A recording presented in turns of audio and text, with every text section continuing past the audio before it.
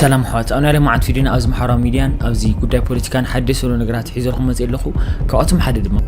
نقع حقوسك هاي الحوي نعخن مسارح تخن نقع حقوسكم كان حج جمير كام على تاو سبر زينا لك مالتي سبر زينا إنه نقول لكم تجارة حواتي بخزوا ورا بميتقرأوا سفرة بأهون ساعات يتوكسلوا ويتكايدم يجنيال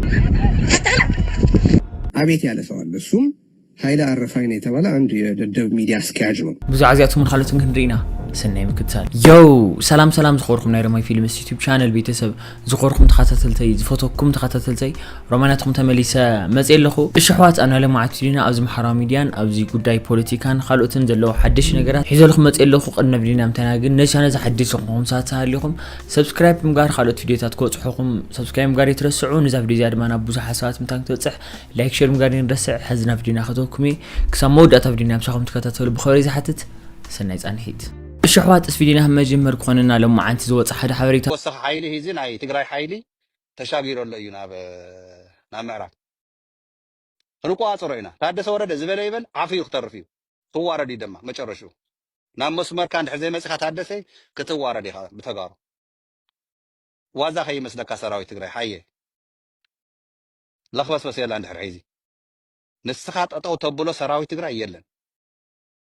يلن تردو تغارو دحر عيزي تግራይ لخبس بس يلا نقعش قبره اني سبس انا سب لمنتايم تاثيرهم غانا لونايم كالتون تادس ورده دي مزنق اي سراوي تግራይ شي تسمع عين فلطك تادس ورده دحر عيزا شياط عديها بمن تامر بقى تادس ورده سي بلكم لكم تግራይ حليف غيبي يسرع زلو ناي ጌታቸው ልኡክቶ ዝነበረ ታደሰ ይዘፍጽሞ ዘሎ ትግራይ ታደሰ ወረደ ዝዓህ ትግራይ አይሐስብን ዘሎ አይግድሰን ስለዚህ ንሕና ሰራዊት ትግራይ አድላይ እንተኮይኑ ውል ስቴት ኦፍ ኢመርጀንሲ ተአውጁ ናይ ወርሒ ናይ ክልተ ወርሒ ወታደራዊ ሓላፍነት ክውሰድ እዩ ትግራይ አድላይ እንተኮይኑ ጠጠጥ የለን ኖ ሚሊያና خالتون أيهم جيزا ممحدار سجراين فيدرال منجسي حتى قريبو وانا مجلسي جيزا ممحدار سجراي كان سابق أوروبي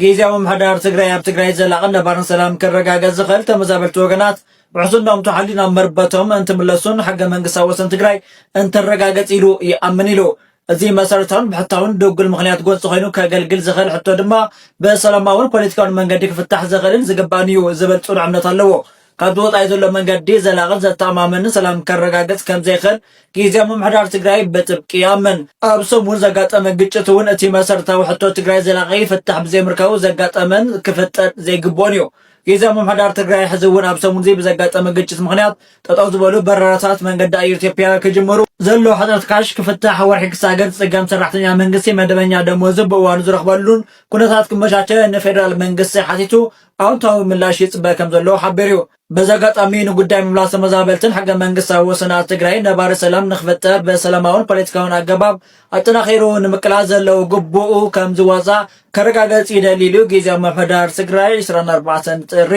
2018 ዓ.ም አውጥቶ መግለጺ ሰበር ዜና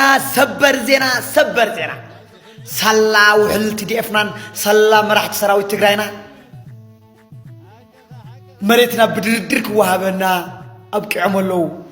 ሰላቶም ጀጋኑ ትዲፍን ሰላ ጀጋኑ ሰራዊት መራሕቲ ትግራይ ሰላ ንስኹም ሰላናትኩም ቃልሲ ዓለም ትኾን አፍሪካ ሕብረት ገጽ አዚርኩም ኣለኹም በእውነት እዚ ታሪኽ ግን ድሕሪት ከይምለስ ትዝክሩኩም ካብ ተደራደርቲ ናብ ለመንቲ ከዚ ድማ ካብ ለመንቲ ላብ ተደራደርቲ ስለዝቀየርኩምና ትዲፍ ኣሕዋተይ ኣዝየ ክብረት ኣለኒ ከዚውን ተጋሩ ኣሕዋተይ ትግራዋይ ሓደ ብምዃን ኣብ ቀረባ መዓልቲ መሬትና ተመሊሱ ሙሉእ ትግራይ ላዕላውነት ትግራይና እንኽብረሉ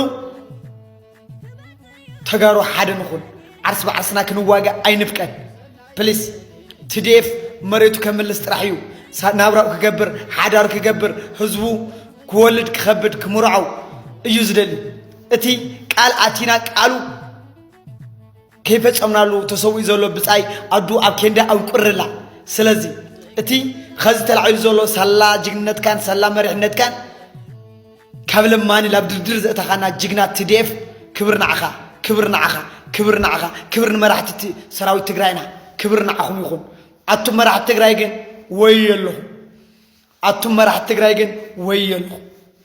بريزيدنت غزياو ممحدار تግራይ ጀነራል ታደሰ ወረደ አዋናው ጉዳይ መልክቶም ቴሌቪዥን ትግራይ መግለጽ ይዋ መለው ንተኻለ ሁሉ ዝገለጽ ወገዲፈም ዛዕባ ተጋጢሙ ዘሎ ጎንጽ ግን ብምንታይ ተፈልሙ መንከይ ጀማሪው ሕዝ ዘለዎ ኹነታት ካብ ከመይ ኩነታት እዩ ዝብል ዝገለጽዎ መብርሂ ሃይላይቱ ጥራሕ ነግረኩም ፕሬዝደንት ታደሰ ከም ዝበልዎ እንተኾይኑ ካፈለማ ጀሚሩ ናይ ሪፈረንደም ሕቶ ይነበረና ተመዛበልትና ቦታኦም ክምለስሞ በግዚያው መምሕዳር ክመሓደሩ አው ዘሎ ሕጋው ዘይኮነ መሓድራ ድማ ክፈርስ ሓሳብ ነይርና በዚ ዝተፈጠረ ፈላላይ ተመዛበልትና ውን ክሳብሎሚ ናብ ቦታኦም ከይ ተመለሱ ኣብ ሽግርን ጸበባን ኣለው ተመዛበልታ መምላስ ጉዳይ ግን ምሰራዊት ምክልኻል ሃገር ናይ ሓባር ፕላን ነይርና እዩ መሰረተ ዝነበረና ሓባራው ስምምዕ ድማ ቅድሚ ሕዚ ናትና ሰራዊት ናብ ጸለምቲ እቲና ተመዛበልቲ ውን ክምለሱ ገርና ኢና ዝነበረ ዘይ ሕጋው መምሕዳር ውን አፍሪስና ኢና በማል ገሊጾም እዮም ስራሕና በጸለምቲ ዝጀመርናሉ ምኽንያት ድማ ጉዳይ ተመዛበልቲ ምዕራብ ዓብይ ጉዳይ ስለ ዝኾነ ብኡ መሰረት ድማ በትዝናኣሰ ናይ ጸለምቲ ኢና መጀመርና እዩ በማል እዮም ገሊጾም እንተኾነ ግን አው ጸንሐ መምሕዳር ኣይፈረሰን እቲ ዕጡቕ ውን ኣይለገሰን ንሕና ክንዝካኣለና ክንገብሮ ዝግበርና ስራሕ ሰሪሕና ኢና እንተኾነ ግን መንነት በኃይል ናይ ምጽዓን ሓዊሱ ብርክስ ወሉ ጸገማት አፍቲ ነባር ህዝብና ይፍጸም ስለዝነበረ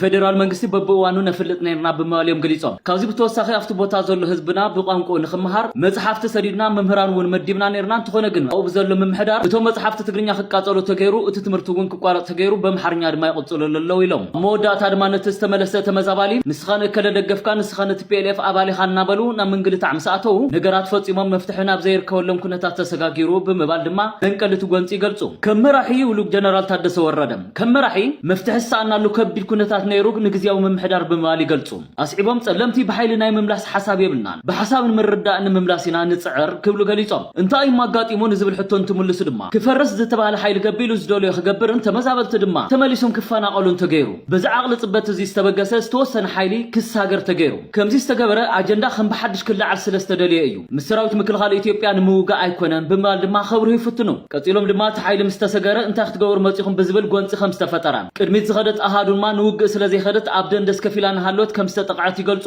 ሲዒቡን ኣብ ጠቅላላ ናይ ኃይል ምንቅሳስ ከም ዝተሰጋገረ ውን አብሪሆም ነዚ መገስ እዚ መጠቃለል እንትገብሩሉ ድማ ብድሕሪኡ ድሮናት ክንቀሳቀሳ ጀሚረን እናበላውን ክልተ አይሱዝ ወቅዕን ክልተ ሰባት ድማ ብሞት ከም ዘስኡኑና ይገልጹ እዚ ምስተፈጠረ ዝተወሰነ ኃይል ኣብ ዝተርፈት ከም ዘላውን ገሊጾም ዝተረፉ ግን ክምለሱ ከም ዝተገበረ አብሪሆም ጀነራል ታደሰ ወረደም ኣነ ንባዕለይ ምስ ሕብረት ኣውሮፓ ክዘራረብ ትልም ነይርኒ እንተኾነ ግን ዕለት ሐሙስ በረራ ተዓጺፍ በማል ገሊጾም ሕዚ እውን እዚ ሓሳብ ውዕል ፕሪቶሪያ ክምለስ ብምግባር ብዘይውግእ እትጸገም ክፍታሕ ተዛሪቦም ንምንታይ ውዕል ፕሪቶሪያ ዘይፍጸም ዝብል ጋዜጠኛ ንዝቀረበሎም ሕቶ እንትምልሱ ድማ ትግራይ ማለት ነቲ ሕዝቢ ተታሒዙ ዘሎ ግዛኣት ወሰኑ እውን ሓዊሱ እዩ እዚ ስርዓት ሓሉ ክምለስ ዘይተገይሩ ናብ ኩናት ክንኣቱ ዝገብር እዩ ተመዛበልትን ኣብ መረበቶም ክምለሱን መሬትና ክንርከብን ንሓትተለና እቲ ጸገም ዘሎ ኣፍቲ ፈታትሓ እዩ በማል የመብሪሆም ብዛዕባ እቲ ዘጋጠመ ደብዳብ ጉዳይ ባንክን ሕፅረት ቅርሺ ንፌደራል መንግስቲ ኣፍሊጥኩም ዶ ንዝብል ሕቶ እንትምልሱ ድማ ናብ ሙሉእ ኩናት ዘእቱ ኩነታት የብልናን እቲ ዝተፈጸመ ሁሉ ጌጋ እዩ በማል የመሊሶም ንልዕሊ ሓደ ሰዓት ካብ ዝገበርዎም ቃለ መሕተት ጽሙቕ ኣቢል ኣቕሪበልኩም ኣለኹ لو يلنا قحنا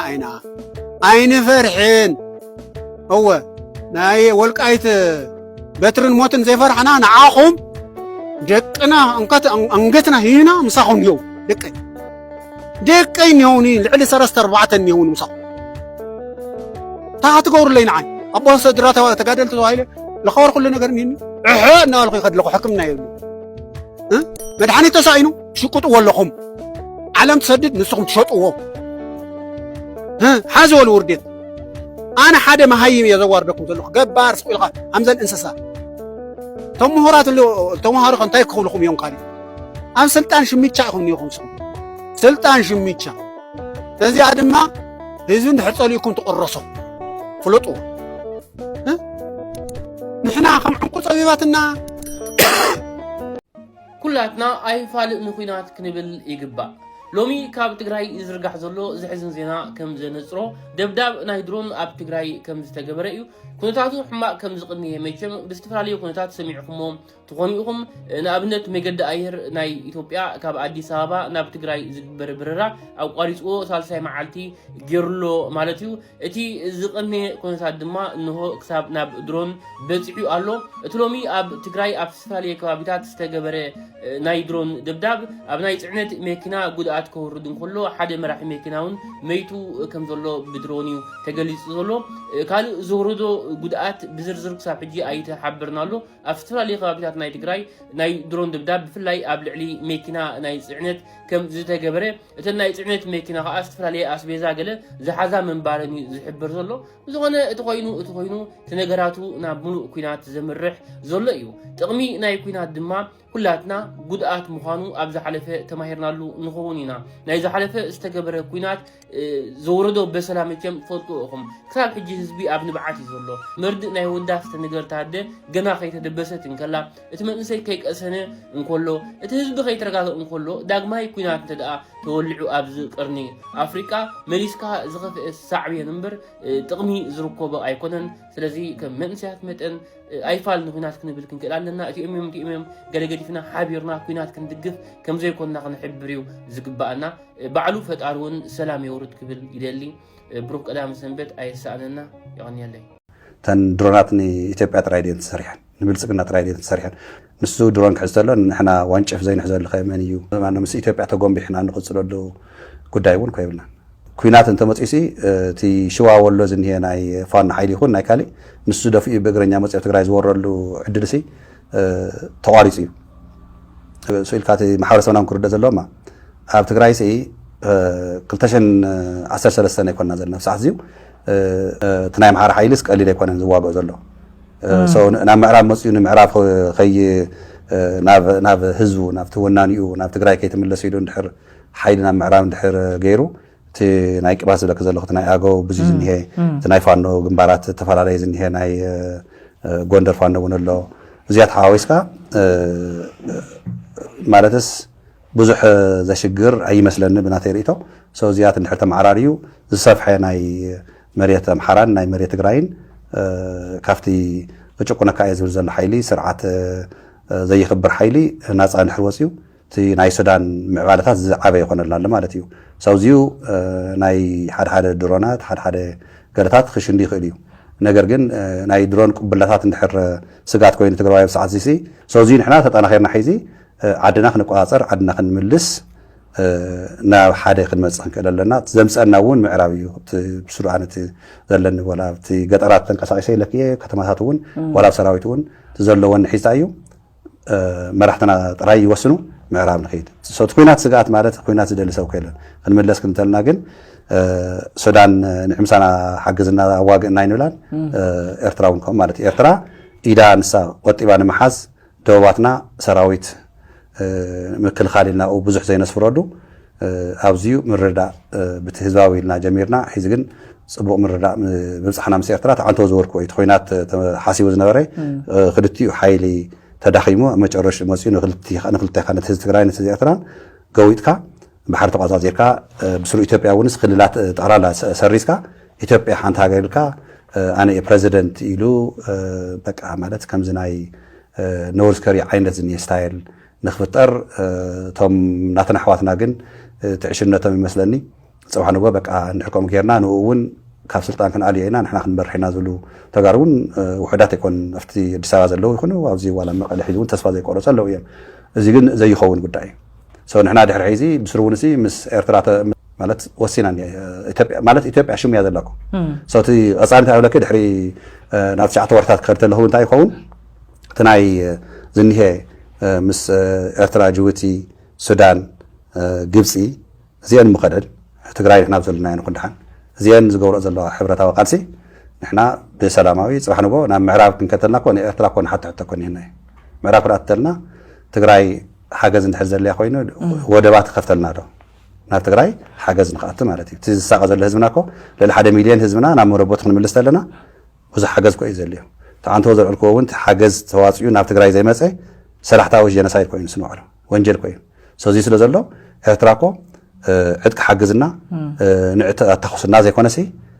humanitarian crisis قناتات تقرأي زيو خبيت سلزلو العلاونات تتحيسو جل زبال موجود كم أي خلينا كأرات كيلو مهنياتو نحنا معرفنا أطلنا حزبنا خن من الاستلنا بناي وعنا وحس أزتنا وحس من حدارنا حاجز كله تقرأي መጥቃዕቲ ድሮን ተፈጺሙ ኣብ ከተማ እንትጫፍ ደገ መናኸርያን ካልኦት ቦታታትን ሰለስተ ግዜ ደብዳብ ድሮን ተኻይዱሎ እቲ ደብዳብ ድሮን ናብ ሎሚ 23 ጥሪ 2018 ዓ.ም ዘውጋሕ ለይቲ ካብ 9 ፍርቓን ክሳብ 10 ሰዓት ኣብ ዘሎ ግዜ ኮይኑ ዝተፈጸመ በቲ ደብዳብ ድማ ብናይ ውልቀ ሰባት በናና ዘይትን ጻዕና ኣይሱዙ ዓይነትን መካይን ጉድኣት ዘብጽሐ ኮይኑ በቲ ደብዳብ ሓደ ሽፌር እንትመውት ሓደ ረዳት ድማ ከቢድ ጉድኣት በጽሕዎ እዩ ብተመሳሳሊ እውን ከባቢ ሰዓት 11 ፍርቓን ኣብ ገደብታ ይሓ በርበር ኣብ ጻዕነት ኣይሱዙ መጥቃዕቲ ድሮን ተፈጺሙሎ ኣብ ልዕሊ ሰላማውያን ሰባት ዝግበር ደብዳብ ድሮን ደው ይበል ዓድና ሰላም ይግበረልና ሰላም ንትግራይ ብሸውሓት ካብዝ ምቕጻል ድማ ሓደ ቪድዮታት ኣለዉ እስከ ባሕሪ ኮይና ንሪኦ ረኸብናዮ ሰበር ዜና ኢና ሒዝና ቀሪብና ዘለና ሰበር ዜናና ጸላኢ ህዝቢ ትግራይ ታሪኻዊ ጸላኢ ህዝቢ ትግራይ ኣብ ልዕሊ ሰራዊት ትግራይ ዕላው ዝኾነ ናይ ድሮን ጨፍጫፍ ጀሚሩ ኣሎ ቅድም ኢሉ ዝተጀመረ ኣብ ልዕሊ ህዝቢ ትግራይ እዙ ግብረ እከ ናይ ጸላእትና ተተግበረ ዝጸንሐ ዋላ እንተኾነ ሕዚ ግን ብዕሊ ኣብ ልዕሊ ሰራዊት ትግራይ ናይ ድሮን ጨፍጫፍ ገይሩ ኣሎ እዚዩ መልኪትና ዲቴል ሓበሬታ ናባኹም ክነብል ኢና ምሳና ጸኒሕኩም ምድለዋትና ክትካፈሉ በቢ ዘለኹሞ ውዳበታትና ኣጠናኺርና እንኸደሉ ግዜ ስለ ዝኾነ እሞ እንኳዕ ሕጉሰካ ሃይልሓዊ ንዓኻን መሳርሕትኻን እንኳዕ ሕጉሰኩም ካብ ሕጂ ጀሚርካ መዓልታዊ ሰበር ዜና ኣለካ ማለት እዩ እንታይ ጌርናኩም ኢና ባዘይ ትገድፉና ኣሕና ኣብ ዓድና ሰሪሕና ክንልወጥ ኣይንኽእልን ኩሉ ግዜ ኣብ ስጋኣት ኣብ ጭንቂ ክንነብር ኣለና ማለት እዩ ሃይለ ካፍታ ኩነታት ትጅምር በቃ ካፍታ ንስኻ ናብ ሚድያ ትመፀላ ሰዓት ጀሚራ ክሳብ ዛ ሕጂ ሰዓት ኣነ ንሰላም ክትሰብኽ ሰሚዐካ ኣይፈልጥን ንትርፊ ወረ ኩናትን ጥራሕ ክትዛረብ ተዚ ኮይኑ ሰበር ዜና እናበልካ ኣብ ከምዚ ተጨፍጭፎ ኣብ ከምዚ ተቐቲሎም ገለ ክትብል ተዚ ኮይኑ ብዛዕባ ናይ ሰላም ከተውር ኣነ ሰሚዐካ ኣይፈልጥን በቃ ነታ ንእሽተይ ዝተፈጠረት ነገር ኦፍ ኮርስ ዝተፈጠረ ነገር ዓብይ ክኸውን ይኽእል እዩ ግን ክሳብ ክንድዙ ሰበር ዜና ገሌልካ በቃ ሚድያ በቃ መስበኺ ኩናት ክኸውን ኣለዎ ማለት እዩ ዋሕና ኮይና ዓዲ ዘለና ኣሕና ባ ሰሪሕና ባ ክንልወጥ وأخنسرح بعد تزحلف فكنا تتبع أغلنا عدمينا كوت وديو برجسنا هنا عدمة ودي قال لي مرة له زموت حواتنا مع تكوني ومع تسنكيلو مكو كاب سرح تريفهم نيو يا أغلنا بعد تزحلفها وحج خاص درون دودي وقت دالو لكم هزو تقرأي قال نسخهم أو حسبوت أخم زلهم إحنا تايجرناكم هنا بملؤ لبنا بنا سرحنا خنده كل جزء أو تنكت أو سجات هزونا أخم ناس مع نسخهم ودق خوينكم أو استماعتوا بطا نعسكي أتيهم مسكوا عدهم كينكم كم عليكم سو يكرتا بيس سمعتها وخين الزارو زلهم متى مسيلكم كل جزء أنا ناي هاي ليهون ولا ناي ستالين زبالله ناي كلهم نايزهم ميديا بزع بوليتيكا وصيم زارو أكلات مبزحته أمزريهم بقى أتخونة تكفتر لهم يمزرلي معلت سبر زين أقوله نحنا سلام كنكونينا ندلي مس إيرترا يكون مس زوي إثيوبيا يكون مس مانم بقى سلام كنفترنا ندلي هاي منة الملك قال سنتقم لاست نيم يتطرى على عند سو عبيت بلوال سايتطرى لاست نيم يتطرى ما هي منة ሲባል ላስት ኔም የተጠርቷል ብሎ አቤት ያለ ሰው አለ እሱም ኃይለ አረፋይን የተባለ አንድ የደደብ ሚዲያ አስኪያጅ ነው እና እርሱ እንዴት ስርዓት ልንይዝ እንደሚገባ ማስጠንቀቂያ ሰጥቶናል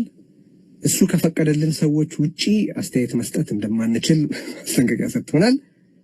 አለዛ የትግራዋይነት ምስክር ወረቀታችን እንደሚነጥቀው ጠቅሶ ማስጠንቀቂያ ሰጥቶናል እንግዲህ በትዕዛዙ መሰረት ስርዓት ይዘን የሚከተለውን አስተያየት ለመስጠት እንሞክራለን ባጭው እንግዲህ እንዳልኩት ይሄንን የሚለን አውስትራሊያ የሚገኝ አንድ የቀንድ ከዚህ ቀደምም እንዲሁ ሰሜን አንስቶ የርዕዮትንም ሰማን አንስቶ ሲያብጠለጥል በዝምታ አልፌዋለሁ እኔና ይሄንን ዝምታን አንደርስታንድ የማያረጉት ነገር አለ ያው ምንም አንደርስታንድ ስለማያረጉ የሰውንም ዝምታ አንደርስታንድ ባያረጉ የሚገርም ነገር አይደለም አሁን ይሄንን በዚህ ወድመድን በተባለ ጀነራል በኩል the entire political community ከህወሓት ውጪ የሚያስብ ከህወሓት ውጪ ያለ ባይቶና በለው ውናት በለው አረና በለው ወልዶ በለው ኦር ሳልሳይ ወያነ ኤኒ ከህወሓት ውጪ ያለ በትግራይ ውስጥ ያለ ስለ ትግራይ የተቋቋመ የፖለቲካ ፓርቲ በሙሉ የጠላት ቅጥር ነው ብሎ ተናግሮ እንደገና አንድነት አንድ እንሁን ምናምን ስለ መሰል አርሰ ወሰነ ምናምን ሲያወራ ይሄ እልም ያለ ማህይብነት ነው የሆነን የህብረተሰብ ፖለቲካ የሆነን የህብረተሰብ አስተሳሰብ በተለየ መንገድ የሚያይ ትግራዋይነትን ከህወሓታዊነት ጋር የሰፋ ኋላ ቀር አስተያየት ነው ብለን አስተያየት ሰጠን አሁን እንዳልኩ ይሄ ኃይለ የተባለ ምልክ ከሰዎች አውስትራሊያ ነው የሚኖሩ እንግዲህ አውስትራሊያ ያሉ ሰዎች ስለ ማህበራዊ ፍትህ የሚያውቁ ለመናገር ነፃነት የሚያውቁ ስለ ሐሳብ ተዋጽኦ የሚያውቁ ናቸው። አውስትራሊያ ካሉ ሰዎች ከተማረው ይልቅ ከአውስትራሊያ ካንጋሮች የተማረው ነገር ይበልጣል። አለማሰብ ነው። እንዲህ የሚለው ሰውዬ ራሱን የትግራይ ተቆርቋሪ አድርጎ ራሱን የህዝብ ተቆርቋሪ አድርጎ ነው የሚያወራው። እንግዲህ ይህን የሚለው በብልጽግና ፈቃጅነት በሻዕቢያ የተጨፈጨፉ ሰማዕታት በሚታሰቡበት ዕለት ስለነዚህ ሰማዕታት ግድ ሳይኖረው እነዛ ንጹሃን እንኳን ተገደሉ ብሎ ይጨፍር የነበረው አወል ሰዒድ የተባለ ሰውዬ ደወለልኝ ብሎ የሚፍነከነክ ትንሽ ነው። እንግዲህ እንደዚህ ብሎ የሚያወራ የሚገርም አንዱ እኔን የከሰሰኝ እንግዲህ ስለ ምኒልክ እንዲህ ብሏል እንዲያ ብሏል ብሎ ስለ ምኒልክ ለማስረዳት የጠቀሰው ማን እንደሆነ ታውቃለህ? ስብሐት ኤፍሬም ነው። ከምስኩት እያለ ነው የሚውለው፣ ግን ሬፈረንሱ ስብሐት ኤፍሬም ነው። ምክንያቱም አሁን ተጸምዷል እንደ በሬ። አንድ መጽሐፍ መግለጥ ቢችል ስለ ምኒልክ ስብሐት ኤፍሬምን አይጠቅስም ነበረ። ያ አንድ የታሪክ መረዳት እንደሆነ ለዚህ ስቱፒድ ባይገባው እኮ አይገርመኝም። እኔ ግን ሬፈረንሱን ሳይቀር ነው ታውቃለህ ሻዕቢያን የሚያደርገው ማለት ከግርድናው ብዛት አንድ ነጥብ ለማስረዳት ሬፈረንሱን ሻዕቢያ በማድረግ ጭምር ነው ሎያሊቲን የሚያረጋግጠው። እና በዛ ዝግጅት ይሄንን አስተያየት ጠቅሰን መናገራችንን ላለማንሳት ምን ይላል? ከኛ ካነሳነው ጋር ግንኙነት የሌለውን የወድ መድህን ንግግር አንስቶ አቅርቦ ነው